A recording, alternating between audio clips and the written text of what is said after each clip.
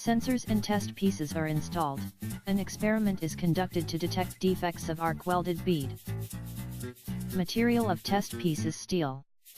The distance between a sensor point and a test piece is approximately 15 mm. These are a monitor of an AMP lever and a personal computer to be used for the experiment.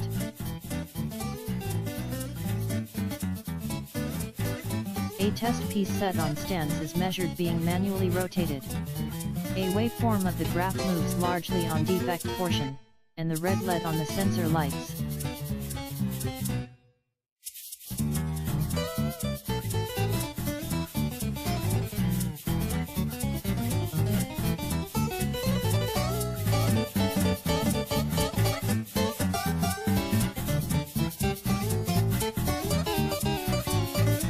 Thank you very much.